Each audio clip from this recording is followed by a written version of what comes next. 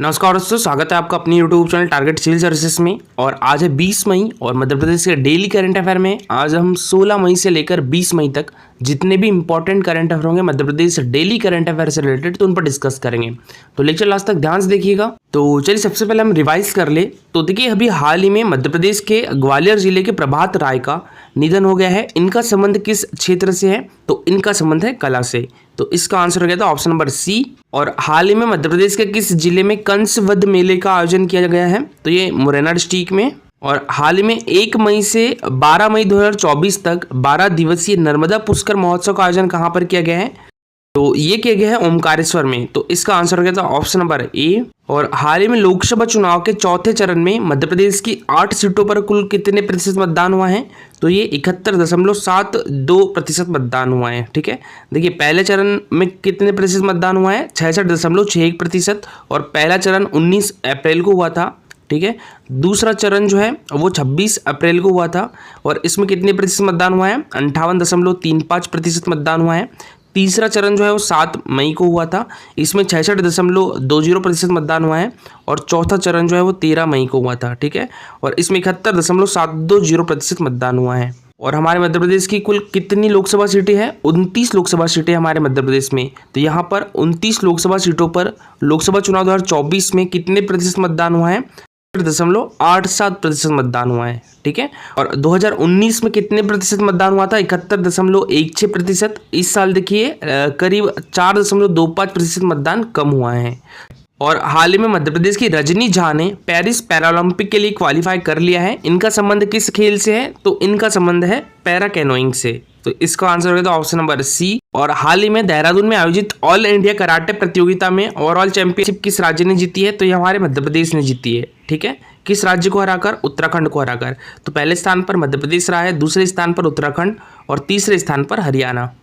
चलिए अभी स्टार्ट करते हैं आज की करंट अफेयर। तो देखिए, अभी हाल ही में मध्य प्रदेश की पूजा ओझा ने पेरिस पैरालंपिक के लिए क्वालिफाई कर लिया है। इनका संबंध भी किस खेल से है? तो पैरा कैनोइंग से है। इसका आंसर हो जाएगा ऑप्शन नंबर सी। अभी हाल ही में हमारे मध्य प्रदेश के भिंड जिले की पूजा ओझा ने पेरिस पैरालंपिक के लिए क्वालिफाई कर लिया है। और इनका संबंध किस खेल से है? पैरा कैनोइंग से है। ठीक है, तो रजनी झा कहाँ से है? ग्वालियर से है। रजनी झा ने भी पेरिस पैरालंपिक के लिए क्वालिफाई कर लिया है।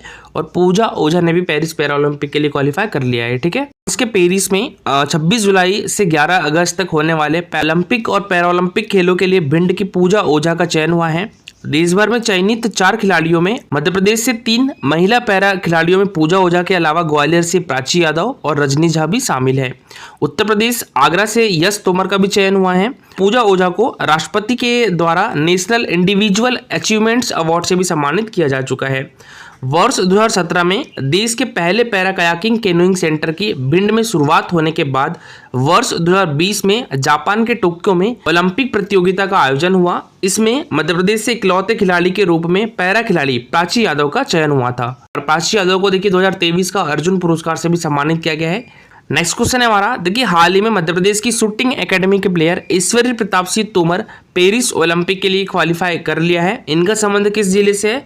तो इनका संबंध खरगोन से है। ठीक है, तो इसका आंसर हो जाएगा ऑप्शन नंबर ए।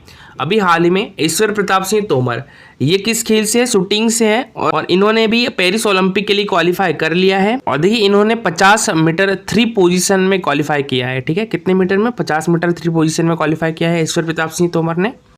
और नेक्स्ट क्वेश्चन है हमारा, देखिए हाल ही में मध्य प्रदेश सरकार के द्वारा राष्ट्रीय किशोर कुमार सम्मान 2022 से किसे सम्मानित किया गया है? तो ये धर्मेंद्र को। तो इसका आंसर हो जाएगा ऑप्शन नंबर ए। ठीक है, अभी हाल ही में हमारी मध्य प्रदेश सरकार के द्वारा राष्ट्रीय किशोर कुमार सम्मान 2022 से किसे सम्मानित किया गया है? ये धर्मेंद्र देवल को सम्मानित किया गया है। और देखिए इनका संबंध किस क्षेत्र से है? तो ये एक्टर है। ठीक है, और इनका संबंध किस शहर से है? मुंबई से है।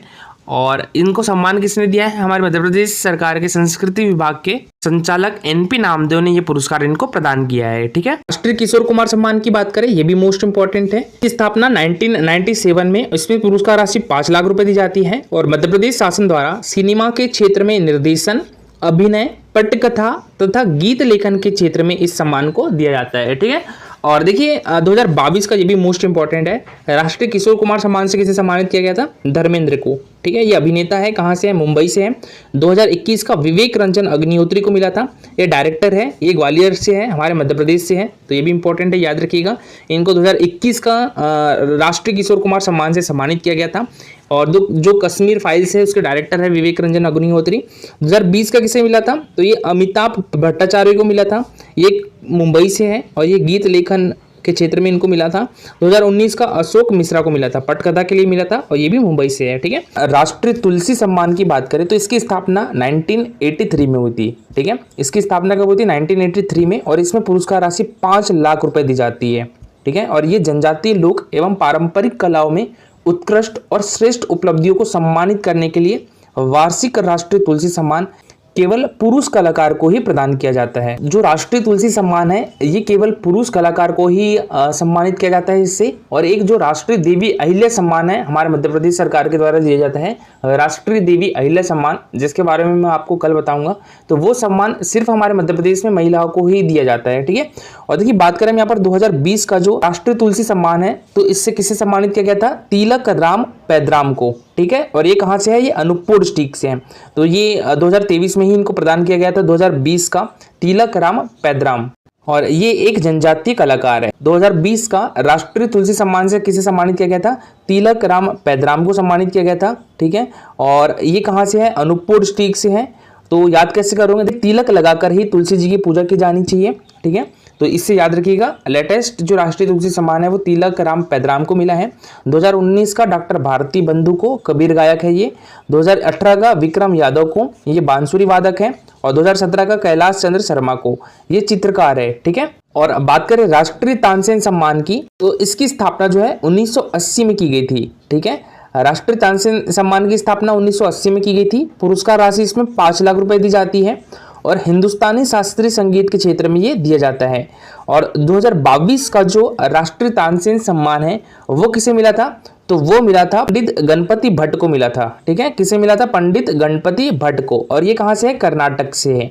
इनको हिंदुस्तान शास्त्रीय गायक के लिए दिया गया था। तो ये सम्मान मोस्ट इंपॉर्टेंट है, याद रखिएगा। राष्ट्रीय तानसेन सम्मान किसे मिला है, तो ये पंडित गणपति भट्ट को मिला है, ये कर्नाटका से है और ये हिंदुस्तानी शास्त्रीय गायक है। देखिए इसको आप याद कैसे करोगे, देखिए जो गणपति जी हैं, ठीक है, गणपति पप्पा जो है, गणपति जी, ये हमेशा सीना तान के रहते हैं, है ना।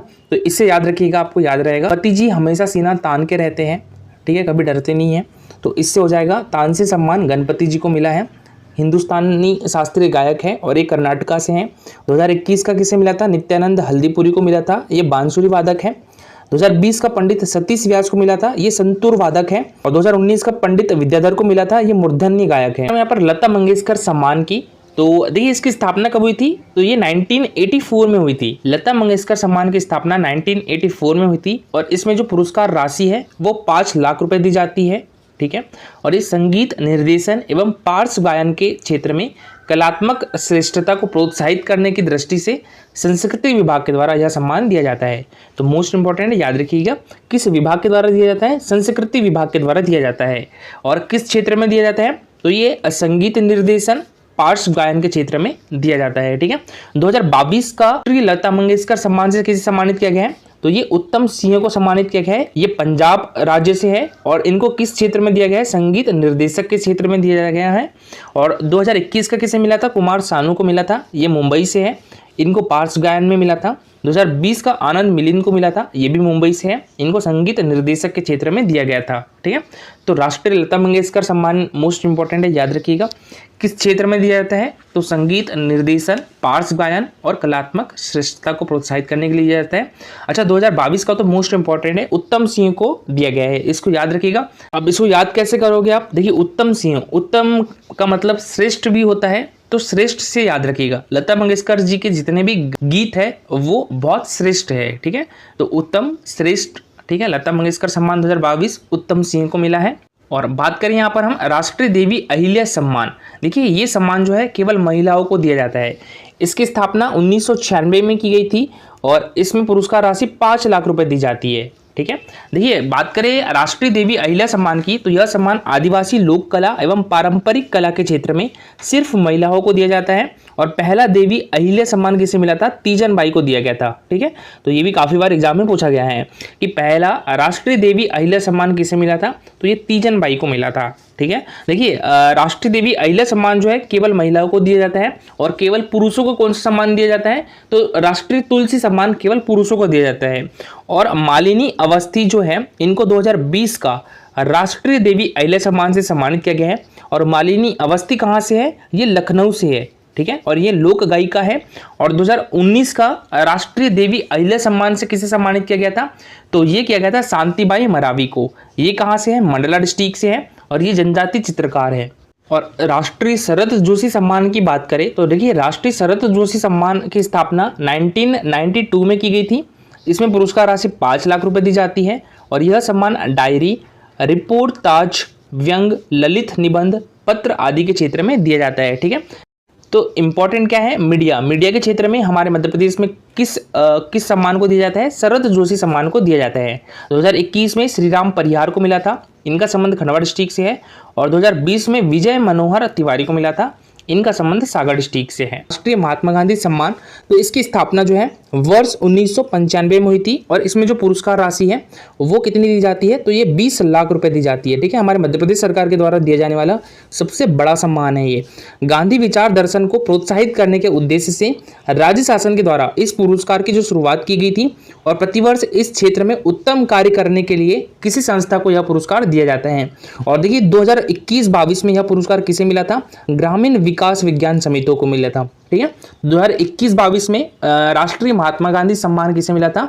ग्रामीण विकास विज्ञान समिति को मिला था। और ये कहाँ पर है? जोधपुर में है। ठीक है, इसको आप याद कैसे करोगे? देखिए महात्मा गांधी जी जो थे ग्रामीण विकास पर सबसे ज्यादा जोर देते थे। ठीक है, तो इससे याद रखिएगा ग्रामीण विकास विज्ञान समिति को मिला है 2021-22 का राष्ट्रीय महात्मा गांधी सम्मान।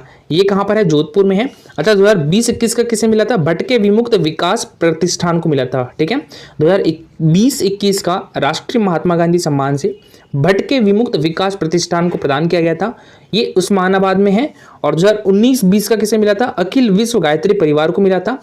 अखिल विश्व गायत्री परिवार कहाँ पर है? ये हरिद्वार में है। ठीक है, तो इसे 2019-20 का राष्ट्रीय महात्मा गांधी सम्मान से सम्मानित किया गया था।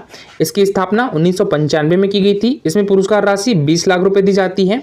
ठीक है, और ये किस क्षेत्र में दिया जाता है? तो गांधी विचार दर्शन को प्रोत्साहित करने के उद्देश्य से इस पुरस्कार की शुरुआत की गई थी। और इस क्षेत्र में जो उत्तम कार्य करता है उसे राष्ट्रीय महात्मा गांधी सम्मान से सम्मानित किया जाता है। 2021-22 में ग्रामीण विकास विज्ञान समिति को मिला था। ग्रामीण विकास विज्ञान समिति कहाँ पर है? तो ये जोधपुर में है। पर राष्ट्रीय कालिदास सम्मान की, तो ये 4 क्षेत्रों में दिया जाता है। ये मोस्ट इंपॉर्टेंट है, काफी बार एग्जाम में पूछा जा चुका है।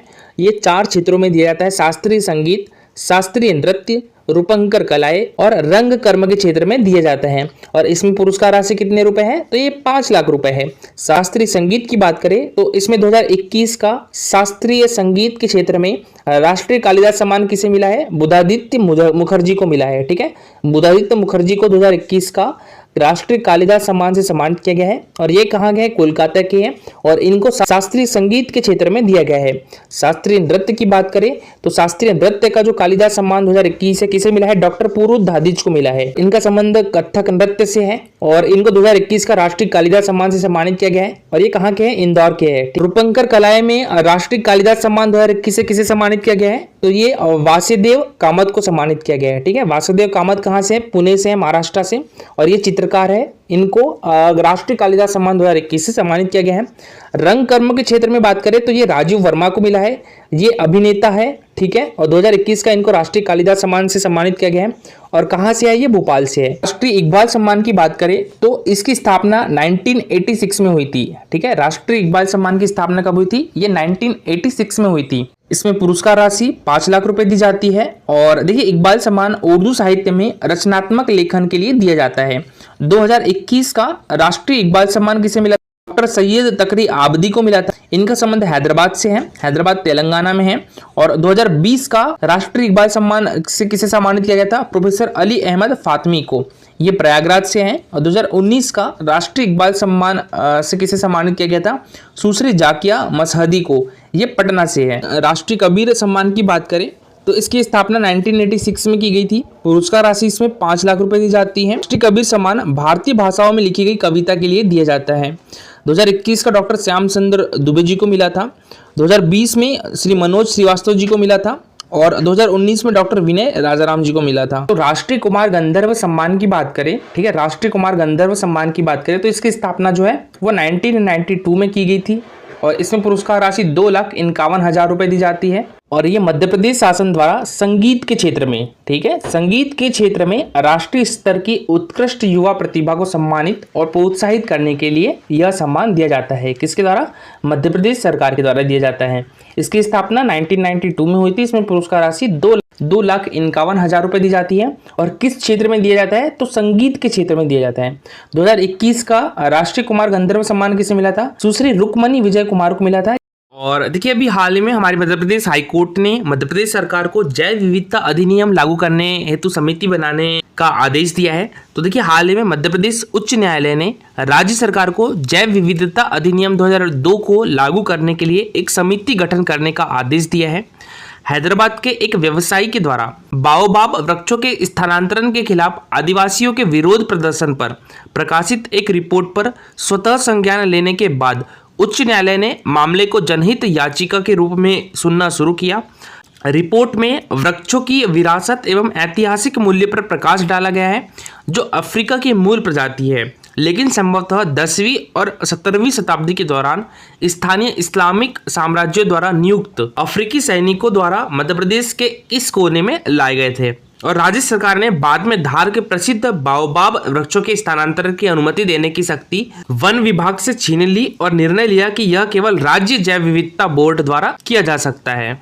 और जैव विविधता अधिनियम 2002 क्या कहता है? यह अधिनियम वर्ष 2002 में अधिनियमित किया गया था। इसका उद्देश्य जैविक संसाधनों का संरक्षण करना, इसके सतत उपयोग का प्रबंधन करना और स्थानीय समुदायों के साथ जैविक संसाधनों के उपयोग तथा ज्ञान से उत्पन्न होने वाले निष्पक्ष एवं न्यायसंगत लाभों को साझा करना है।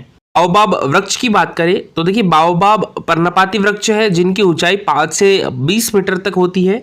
पर्णपाती वन एक वनस्पति क्षेत्र है जहां मुख्य रूप से चौड़ी पत्ती वाले वृक्ष एक मौसम के दौरान अपने सभी पत्ते गिरा देते हैं। कल का हमारा क्वेश्चन था कौन सा शहर सोहागपुर कोयला क्षेत्र का भाग नहीं है? तो ये छिंदवाड़ा नहीं है, ठीक है। तो इसका आंसर हो जाएगा ऑप्शन नंबर बी। और ये क्वेश्चन एमपीपीएससी फॉरेस्ट में अभी हाल ही में पूछा गया था। धनपुरी भी सोहागपुर कोयला क्षेत्र का भाग है, बुराड़ भी है और कोतमा भी है। और देखिए आज के लिए आपका क्वेश्चन है वर्ष 2023 के लिए अर्थशास्त्र का नोबेल पुरस्कार किसे दिया गया है? NL व्हीलियर या गोल्डीन, कैटलिन फारिफो या एलेक्सी एकिमो? तो इसका आंसर कमेंट बॉक्स में लिखिएगा। कि ये है हमारा Telegram channel target civil services. तो इसकी लिंक आपको हमारे वीडियो के डिस्क्रिप्शन बॉक्स में मिल जाएगी। यहाँ पर आपको जितने भी एमपीपीएससी से रिलेटेड या कोई भी न्यूज़ आती है तो यहाँ पर आपको मिल जाएगी। यहाँ पर मध्य प्रदेश करंट अफेयर की PDF मिल जाएगी, तो आप ज्वाइन कर सकते हो, ठीक है। आज के लिए इतना ही। लेक्चर अच्छा लगा हो तो लाइक और शेयर जरूर करिएगा। अगर आप इस चैनल पर नए हो तो सब्सक्राइब भी कर लीजिए। Thank you so much for watching this video.